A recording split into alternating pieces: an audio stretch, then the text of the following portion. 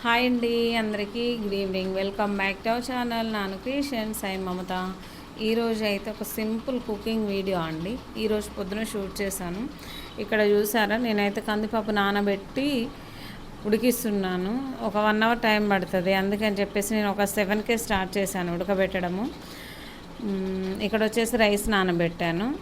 ఇక్కడైతే 2 ఉడుకుతున్నాయండి. మంచిగా ఉడికించుకున్న తర్వాత ఇంకా పప్పు అయితే తాలింపు పెట్టేస్తాను. కందిపప్పు ఉడకడానికి చాలా టైమే పడుతుంది కదా అని చెప్పేసి 9:30 కల్లా అంతా రెడీ అయిపోవాలి అండి.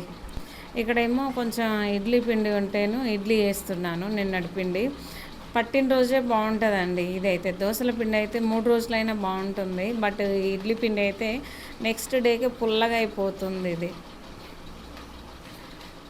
నెక్స్ట్ వచ్చేసి ఇడ్లీలు కూడా కొంచెం ఫస్ట్ రోజు వచ్చినంత మెత్తగా సాఫ్ట్గా రాదు అనమాట. కొంచెం మెత్తగా అవుతుంది, ఎందుకు ఇడ్లీ మెత్తగా అవుతుంది, అంతగా బాగుండదండి, పుల్లగా ఉంటుంది.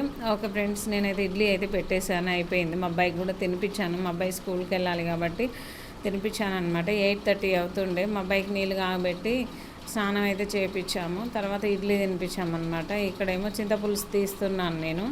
చూసారు కదా, ఇంకా ఇడ్లీ గిన్నెల నుంచి ఇడ్లీ తీసాను కాబట్టి అదైతే పక్కన పెట్టేశాను. కడగాలి నానిన తర్వాత.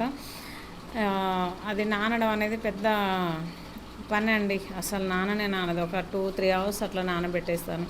సరే, ఇక్కడైతే నేను చింతపులుసు పోసేసుకొని కొంచెం పసుపు, ఉప్పు, కారం అన్నీ వేసి కాగబెట్టాలి. కందిపప్పు అయితే ఇది ఏంటంటే చూడండి, ఎంత ఉడికించినా కూడా అంత సాఫ్ట్గా అయితే ఉడకదండి. మనం అనుకున్నంత మెత్తగా అయితే అస్సలు ఉడకదు ఇదైతే.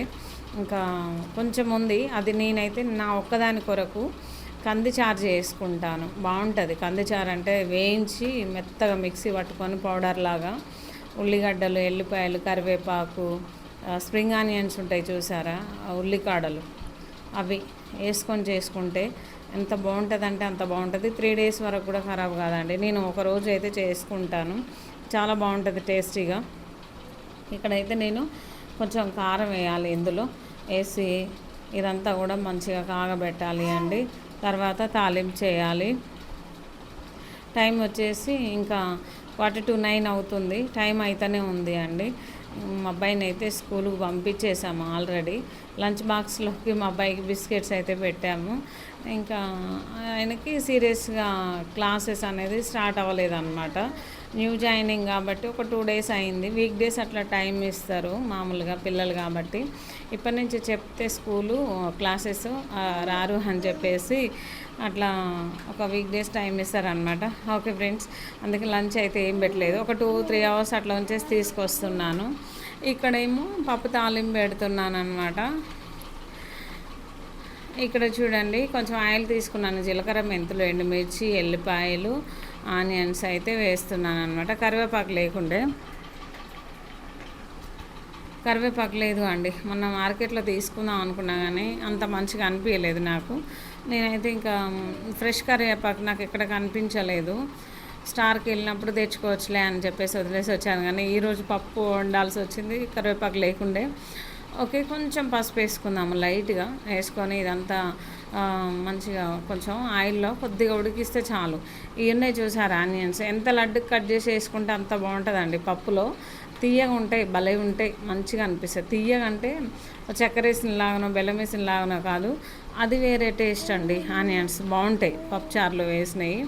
సరే, ఇక్కడైతే పప్పు మరిగింది కదా, మంచిగా మరిగించుకున్న తర్వాత ఉప్పు, కారం, పులుపు బ్యాలెన్స్డ్గా ఉంటేనే పప్పు అనేది టేస్టీగా ఉంటుందండి. ఏది ఒకటి ఎక్కువ ఉండి తక్కువ ఉండి ఇట్లా బాగుండదు మళ్ళీ కదా. సరే, నేనైతే ఈ తాలింపు అయితే మంచిగా అయిపోయిన తర్వాత పప్పు ఇందులో పోసేస్తున్నాను. మొత్తం ఇందులో పోసేసుకొని ఇంకా రిమైనింగ్ అయితే చూపిస్తాను ఏం చేశాను అనేది. ఎంత బాగుంది అండి, నా కందిపప్పు అయితే చాలా బాగుంది. ఇంకా ఇక్కడైతే నేను పప్పు అయితే పోసేసాను. ఇదైతే మరిగింది మంచిగా. ఒక 1 మినిట్ అట్లా ఉంచేసుకొని స్టవ్ అయితే ఆఫ్ చేసేస్తాను. ఉప్పు అయితే పర్ఫెక్ట్గా సరిపోయింది, ఉప్పు వేయాల్సిన అవసరం అయితే లేకుండే.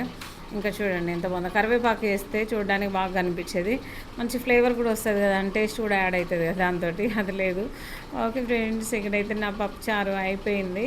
ఇందులో పాపడ్స్ ఉంటాయి కదండి, పచ్చి పాపడ్స్, అవి వేయించుకొని తింటే అన్నంలో సూపర్ ఉంటాయండి, బాగుంటాయి, మంచిగా ఉంటాయి అసలు.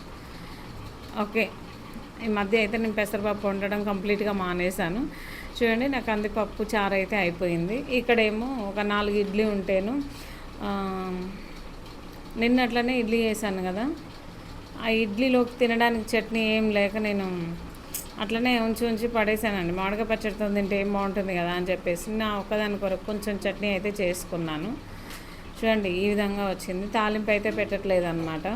తర్వాత ఒక టీ అనమాట, స్ట్రాంగ్ టీ అయితే ప్రిపేర్ చేసుకుంటున్నాను.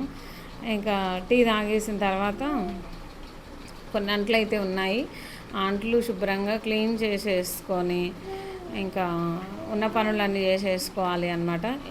ఈ టీ తాగక ముందుకే మా అబ్బాయిని తీసుకొచ్చుకున్నాను వెళ్ళి, తీసుకొచ్చి ఇంకా ఆయనకు కావాల్సింది దారిలో తీసుకొని వచ్చాక కొంచెం అన్నం తినిపించి హ్యాపీగా నిద్రపెట్టాను. తర్వాత నేనైతే టీ పెట్టేసుకొని తాగుతున్నాను అనమాట. ఓకే ఫ్రెండ్స్, చూశారు కదా, ఈ వేడి టీ తాగేసిన తర్వాత అంట్లన్నీ ఒకసారి తోమాలని చెప్పేసి నేను అట్లా ఉంచాను. అంట్లన్నీ తోమి ఇల్లంతా శుభ్రం చేసి మళ్ళీ ఈవినింగ్ టైంలో వంట అయితే చేయాలి అనమాట. ఓకే ఫ్రెండ్స్, ఇదండి నా ఇవాల్టి మార్నింగ్ కుకింగ్ వీడియో. అయితే మీకు నచ్చింది అనుకుంటున్నాను. ఐ హోప్ నచ్చితే లైక్ చేయండి, షేర్ చేయండి, సబ్స్క్రైబ్ చేయండి. Okay friends, bye. Thank you for watching. Next వీడియోలో మళ్ళీ కలుద్దాం. బాయ్.